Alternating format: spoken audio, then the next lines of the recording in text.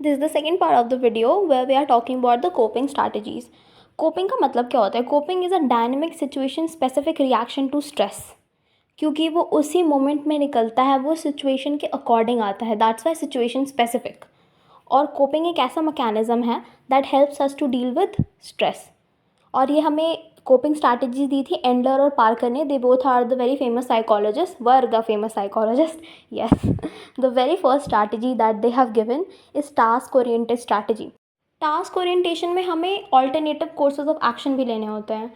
Like along with you taking possible course of action to deal effectively with the problem, to reduce and minimize stress, उसके साथ साथ हमें alternative course of action, because if not that way then the other way around, right? You have to gather all the information about the particular problem, कि वो क्यों arise हुई, कैसे हुई, how can I minimize that. And the last one is you making a priority list for yourself. See, now that you have already made all of the plan as to how you need to go about that, the very last thing that you do is to make a priority list. You want to do this thing first and then the next thing later on, क्योंकि वो आपके according चलेगा. आपने तो planner बना लिया है आपके प्रॉब्लम का, तो उसके बाद आपको उससे कैसे डील करना है, that's completely up to you. तो उसको हम कहते हैं task oriented strategy, where you have gathered all the information, you have chose the alternative course of actions that you will take and already have made a priority planner list. The coming of second strategy given by Endler and Parker is emotion oriented strategy.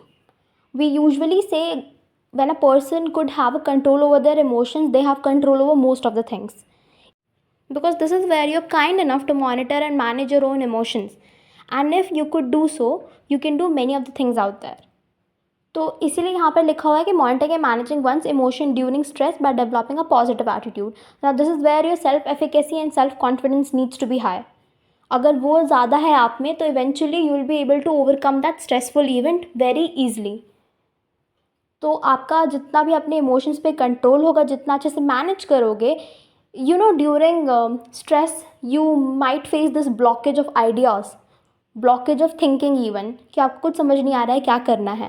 Eight that time stress is at its peak, right? तो उस समय हमें गुस्सा आता है because we are anyway frustrated, we can not help our selves out of the situation, so we are losing a mind, है ना?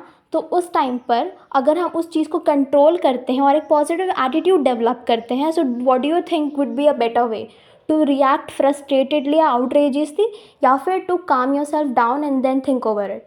Definitely the latter one, right? The third strategy is avoidance oriented strategy. Avoidance तो नाम में ही पता लग रहा है that you're completely neglecting the stressful event or the negative event and you're not dealing with it anymore.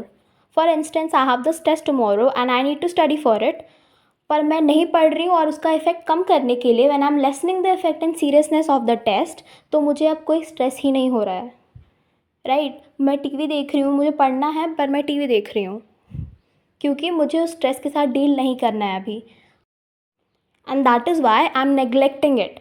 और neglect करा तो मैंने उसकी इफेक्टिवनेस और उसकी सीरियसनेस को कम कर दिया, और जब कम कर दिया so I don't have to deal with the stress any more.